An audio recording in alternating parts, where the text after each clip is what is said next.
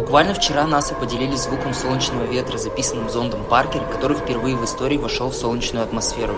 И я, не раздумывая, решил попробовать добавить этот звук в атмосферную часть своего трека, в котором мне всегда казалось, что чего-то не хватает. Закидываем звук в проект, подгоняем по сетке, растягиваем. Сделаем звук чуточку потише. Вот так. Дублируем. Добавим немного ревера. А теперь срежем верхний шум.